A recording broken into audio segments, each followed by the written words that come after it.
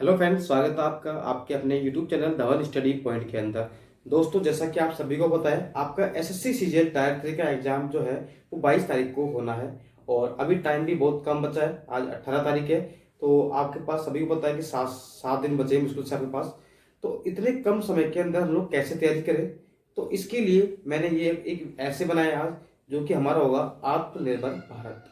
तो हम लोग इसमें सीखेंगे कि हम लोग कैसे ऐसे को लिखना चाहिए, कैसे हम लोग उसके जो पॉइंट्स टू पॉइंट हम लोग बातें करेंगे, उसके अंदर हम लोग क्या क्या टॉपिक ऐड करेंगे और किस तरीके से हमको लिखना है, ये पूरी की पूरी जानकारी हम लोग यहाँ पर पढ़ने वाले हैं। तो ये ऐसे शुरुआत करने से पहले मैं आपसे एक बात और बताना चाह रहा हूँ कि अगर आप चाहते हो कि मैं आपको 100, जैसे आपको पता है कि ऐसे जो होता है वो आपका 250 वर्ड का होता है। अगर आप चाहते हो कि 250 में से 100 वर्ड मैं आपको ऐसे दे दूंगा, ठीक है, कि आप कोई सा भी ऐसे आए, चाहे एजुकेशन से, चाहे एग्रीकल्चर से, चाहे बैंक से, या फिर कोई भी आपकी योजना आती है, तो 100 वर्ड आपके हर ऐसे के अंदर काम करेंगे। वो क्या होंगे? कॉमन होंगे। अगर आपकी अगर आप इस वीडियो को ज्यादा ज्यादा लाइक करोगे, शेयर करोगे, और आप चाहते हो ना, कमेंट करके मुझे जरूर बताना कि आपको वो पॉइंट चाहिए। 100 पॉइंट मैं आपको गारंटी दे रहा हूं, मैं आपको ऐसे बता दूंगा कि आपको सिर्फ वो आपको लिखने पड़ेंगे, आपको सोचना भी नहीं पड़ेगा, आप रट के चले जाना। आपको सिर्फ और सिर्फ वहां पे 150 वर्ड और लिखने पड़ेंगे मन से, जो भी टॉपिक आएगा 100 वर्ड आपके में फिक्स आपको बता दूंगा। ठीक है दोस्तों, तो जिसने अभी तक चैनल को सब्सक्राइब नहीं किया, प्लीज आप लोग चैनल को सब्सक्राइब कर लेना। ठीक है, सारी आने वाली वीडियो आपको यहाँ पर मिल जाएंगी। ठीक है, और 2 ऐसे मैंने ऑलरेडी करवा दिए, आपको प्लेलिस्ट में उसको मिल जाएंगे। ठीक है दोस्तों, तो हमारे ऐसे को, ठीक है, तो हमारा जो ऐसे है वो है आत्मनिर्भर भारत। तो दोस्तों, हमारा तरीका क्या होगा कि हम कोई भी ऐसे स्टार्ट करेंगे तो सबसे पहले हम लोग ये सीखेंगे कि हमें उसके बारे में एक थॉट क्या लिखनी है। स्टार्टिंग में हमें जो बोलते हैं ना, मुझे एक हमें शायरी के टाइप में, या कोट्स कह सकते हैं हम लोग उसको, तो वो हमें स्टार्ट करना पड़ेगा। तो उससे क्या होगा, हमारा जो ऐसे होगा वो थोड़ा सा इफेक्टिव हो जाएगा। ठीक है, तो शुरू करते हैं हम लोग। हमें हम सब ने ठाना है, भारत को आत्मनिर्भर बनाना है। तो हम लोग ऐसे इसको बिल्कुल स्टार्ट करेंगे और इसका बहुत अच्छा एक फायदा भी होगा। ठीक है, फिर देखिए, अब स्टार्ट हम करते हैं ऐसे को। तो प्रचुर प्राकृतिक संपदा एवं युवा शक्ति होने के बावजूद विकासशील देश भारत को विकसित देशों की अग्रिम पंक्ति में लाने, अर्थव्यवस्था सुदृढ़ीकरण, आत्मनिर्भरता एवं भारत को पुनः सोने की चिड़िया बनाने के उद्देश्य से भारत सरकार द्वारा हाल ही में 12 मई 2020 को आत्मनिर्भर भारत अभियान, या फिर इसको कह सकते हैं निर्मल भारत अभियान, शुरू किया गया है। अब देखिए, कितने क्लियर तरीके से और कितने अच्छे तरीके से हमने इसको यहाँ पर हमारे जो ऐसे का जो टॉपिक था उसको हमने इसको कनेक्ट कर दिया है। और इतनी अच्छी बात हमने लिख दिया है कि हमारा जो देश है वो प्राकृतिक संपदा भी है, इसमें युवा शक्ति है, उसके बाद भी हमारा देश क्या है, विकासशील देश क्या है, भारत है। ठीक है, हमारा देश जो है वो क्या है, विकासशील है। अब इसको विकसित करने के लिए, इसको अग्रिम यानी कि हमारे जो जो विकसित देश है उनकी पंक्ति में लाने के लिए हम क्या कर रहे हैं, अर्थव्यवस्था को सुदृढ़ करने के लिए, इसको आत्मनिर्भर बनाने के लिए, और भारत को पुनः सोने की चिड़िया बनाने के लिए हम क्या कर रहे हैं, आत्मनिर्भर भारत की शुरुआत कर रहे हैं। और जिसको किसने स्टार्ट किया है, हमारे भारत सरकार द्वारा, यानी कि 12 मई 2020 को शुरू किया गया। तो कितने अच्छे तरीके से, बिल्कुल क्लीन तरीके से उसको हमने ऐसे को स्टार्ट भी कर दिया और इसको कनेक्ट भी कर दिया हमारे टॉपिक से। ठीक है, तो यही एक तरीका होता है एक ऐसे को एक इम्प्रेसिव और एक अच्छा बनाने का। अब देखिए आगे, इस अभियान का उद्देश्य भारत को एक समृद्ध और बेहतर राष्ट्र बनाने के साथ आत्मनिर्भर भारत बनाना है। ठीक है, अब देखिए आगे, फिर हमने बीच में एक छोटा सा एक कोर्स भी यहाँ पे क्या कर दिया है, ऐड कर दिया है। देखिए क्या है यहाँ पर, भारत की एक ही पहचान, आत्मनिर्भर हो पूरा देश। ठीक है, फिर हम वापस से स्टार्ट करेंगे ऐसे को। प्रधानमंत्री नरेंद्र मोदी ने अपने देश के 5वें संबोधन में आत्मनिर्भर भारत अभियान के तहत सकल घरेलू उत्पाद यानी कि जीडीपी का 10% अर्थात 20 लाख करोड़ का आर्थिक पैकेज देने की घोषणा की है।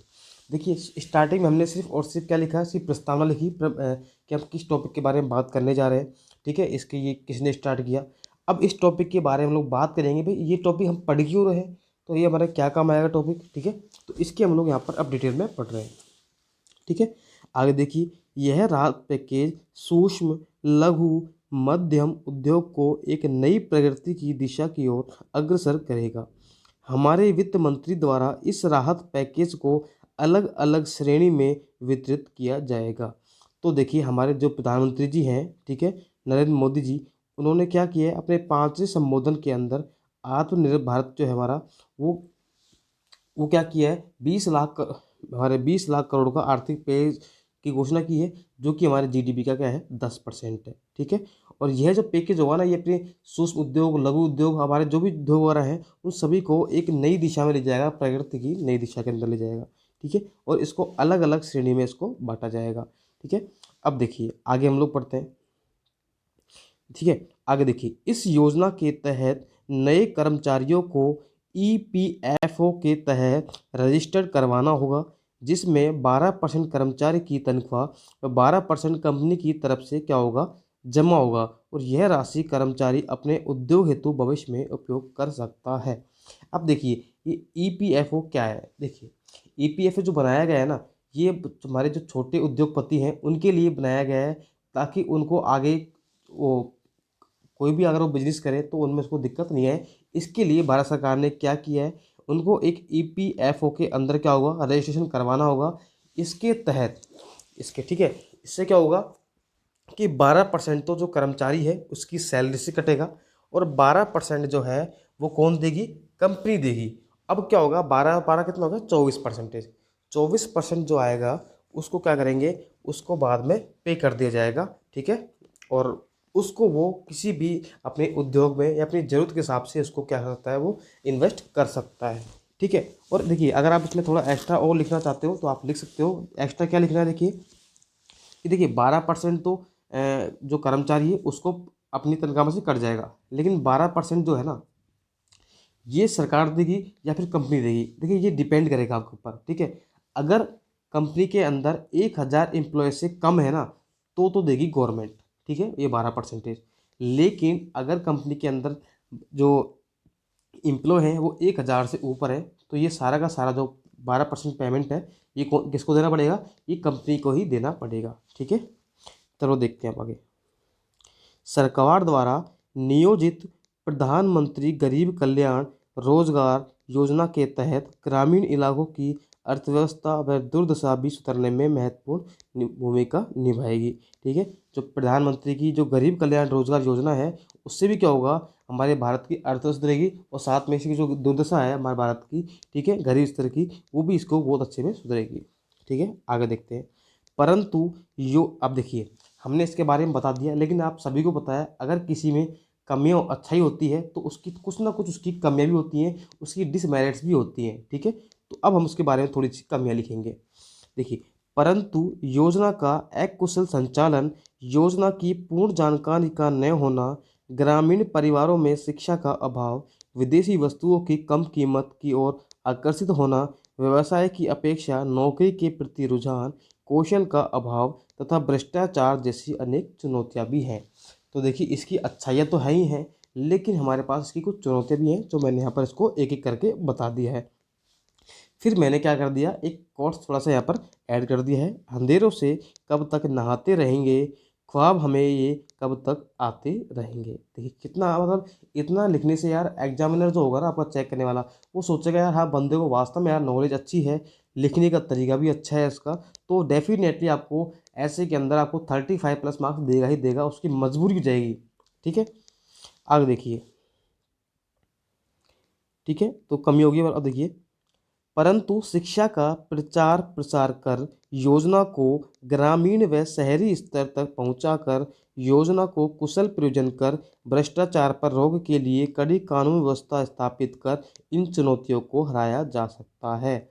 देखिए हमने इसकी कमियां बताई, लेकिन ऐसा तो पॉसिबल नहीं है कि कमियां हैं तो उनको सुधारा नहीं जा सकता, तो हमने थोड़े से उसके क्या बता दिए यहाँ पर उपाय बता दिए। कैसे कि शिक्षा का प्रचार प्रसार करेंगे, ग्रामीण और शहरी स्तर का हम क्या करेंगे, इसको शिक्षा को पहुँचाएंगे, और योजना को क्या करेंगे, बताएंगे योजना के बारे में, हाँ ये योजना है, इसकी ये लाभ है, तो उसको हम क्या करेंगे, जगह जगह बताएंगे इसको। योजना का कुशल प्रयोजन कर, ठीक है, यानी कि योजना जो है उसको बिल्कुल तरीके से, सही तरीके से इसको क्या करेंगे, हम लोग प्रयोजन करेंगे, ठीक है। भ्रष्टाचार पर रोक के लिए कड़ी कानून व्यवस्था स्थापित कर, देखिए जैसे सब पता है कि जो पैसा है गवर्नमेंट दे रही है के लिए, तो बीच में जो दलाल होते हैं खाने वाले, तो इसके लिए एक कड़ा सा कड़ा कानून बनाया जाए, ठीक है। इससे क्या होगा, बीच में जो दलाली करने वाले हैं, पैसे खाने वाले हैं, इन पर थोड़ी सी क्या होगी, रोक लगेगी। तो इससे इन चुनौतियों को हराया जा सकता है। ठीक है दोस्तों, चलो अब देखिए लास्ट में, अब लास्ट के हम लोग क्या निकालते हैं, इसका कंक्लूजन निकालते हैं। तो ये कंक्लूजन थोड़ा सा बड़ा भी हो सकता है, आप इसको लिख लेना, ठीक है। ऐसा करने से भारत न केवल आत्मनिर्भर बनेगा, अपितु भारत एक विकसित देशों की पंक्ति में भी अग्रसर होगा। तो देखिए कितने अच्छे तरीके से हमने इस ऐसे को बिल्कुल यहाँ पर समाप्त कर दिया है। अब ये जो ऐसे है ना, ये जो ऐसे है, ये कम से कम आपका 325 वर्ड का है, 300 प्लस वर्ड का है ये वैसे, लेकिन आपको तो 200 वर्ड का लिखना है। ये मैंने एक्स्ट्रा इसलिए लिखा है ताकि इसमें से अगर आप कुछ भूल जाओ तो आप लोग को दिक्कत नहीं आए। तो आप सर क्यों बता रहे हैं ये ऐसे कैसा लगा। अगर आपको ये ऐसे अच्छा लगा और आप चाहते हो कि ऐसे ऐसे कंटिन्यू रहें और आपको मैं ऐसा सिखा दूंगा कि आप कोई भी ऐसे आप लोग तैयार कर पाओगे, ठीक है, तो इस वीडियो को ज़्यादा से ज़्यादा आपको शेयर करना है और लाइक तो आप सब कर ही दोगे, मुझे पता है, अगर आपको ये ऐसे अच्छा लगा तो। ठीक है दोस्तों, तो मिलते हैं हम अगली वीडियो में, जब तक के लिए bye bye, okay, thanks for watching.